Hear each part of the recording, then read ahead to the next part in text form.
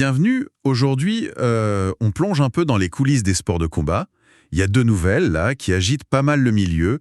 Une sur l'UFC, une sur la boxe. Oui, tout à fait. On va essayer de décortiquer un peu ça. Exactement. On a quelques infos tirées d'un article récent, et l'idée, c'est d'aller droit au but, pour voir ce qu'il y a derrière une vidéo de sparring. Un peu étonnante, et une proposition de combat carrément surprenante. C'est ça. Et ce qui est intéressant, tu vois, c'est de voir comment une simple info qui fuite, ou même juste une rumeur de négociation, ça peut complètement changer la perception d'un athlète. Ah oui, ouais, ça montre que la com, la bataille médiatique, elle est presque aussi rude que dans l'octogone, quoi. D'accord. Alors, commençons par Khamzat Chimaev. Il y a une vidéo qui circule où on le voit en difficulté. Il se fait même mettre au sol, apparemment, pendant un sparring. Oui, en lutte. C'est ça, en lutte, contre un jeune russe, Ahmad Khan El-Mourzaïev. Il a 23 ans, un palmarès MMA déjà solide, 7-2. Mhm. Et le truc, c'est le timing. Ça sort à un mois de son combat pour le titre middleweight à l'UFC 319 contre Dricus du Plessis. Et on sait que ça chambre pas mal entre les deux. Ah ben oui, là, le timing est particulier, on va dire. Pour Duplessis, c'est du pain béni, non? C'est la lecture immédiate, oui. C'est une munition parfaite pour le trash talk, pour essayer de semer le doute chez Chimaev, attaquer sa lutte qui est vue comme son point fort. Oui, Mais attention quand même, faut peut-être pas aller trop vite. Voir Chimaev bousculer, ça peut aussi vouloir dire qu'il se frotte à du très lourd, tu vois. ah d'accord, genre il cherche pas la facilité. Exactement. Il cherche peut-être ses limites, il teste des choses. C'est pas forcément un signe de faiblesse générale avant le combat. Et ça montre peut-être juste le sérieux de sa préparation. C'est une perspective intéressante, ça.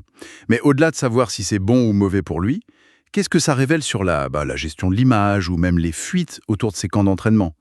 Est-ce qu'une séquence isolée comme ça a vraiment tant d'importance? C'est une bonne question. Est-ce que c'est une fuite involontaire, un moment de faiblesse normale dans une prépa super exigeante, ou est-ce que ça pourrait faire partie d'un jeu psychologique?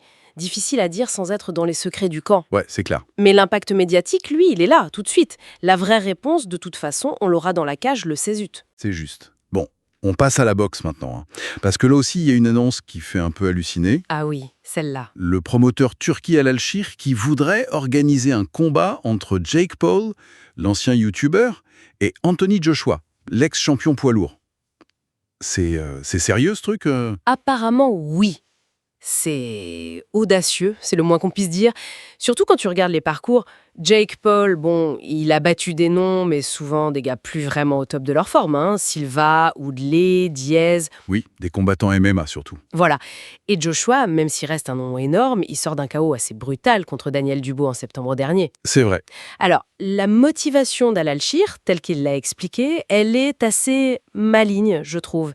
Il dit en gros, si Joshua gagne, la migraine Jake Paul sera terminée. Il dit oui, et les discussions avec Joshua seraient prévues. Et Jake Paul, évidemment, il a réagi direct sur X. Fidèle à lui-même, il dit « je fais ce que je veux » en gros, et il tacle ceux qu'il critique.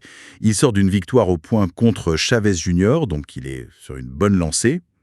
Mais ce combat potentiel, même si c'est pour 2026, ça veut dire quoi pour la boxe? Ça pose la question de fond, tu vois. Qu'est-ce qui prime aujourd'hui? La valeur purement sportive, le classement, ou la capacité à faire le buzz, à attirer les regards et l'argent? C'est un peu le spectacle contre le sport pur et dur. C'est un peu ça. Est-ce que des gens comme Al-Alshik utilisent cette tension pour créer des méga-événements qui, d'une certaine manière, redonnent de l'intérêt à la boxe, même si ça bouscule les traditions? Ou est-ce que ça dénature le sport? L'impact sur l'image, sur l'économie de la boxe, il serait énorme, c'est sûr. C'est un vrai choc des cultures, en fait. Bon, en tout cas, on voit bien comment, que ce soit une vidéo d'entraînement un peu floue ou une proposition de combat sortie de nulle part, ça devient des éléments centraux du récit sportif. Ça influence tout. Les fans, les parieurs et sûrement les athlètes eux-mêmes. Exactement. Et ça nous laisse avec une question, peut-être pour nos auditeurs aussi. Dans ce flot d'infos, de buzz, de récits parfois très scénarisés, comment on fait la part des choses? Comment on distingue le bruit médiatique de la vraie valeur d'un combattant? Hmm. Et est-ce que cette culture de l'événementiel à tout prix, des confrontations un peu improbables, ne risque pas, à la longue, de changer ce qu'on attend vraiment des sports de combat? C'est une question intéressante, je trouve.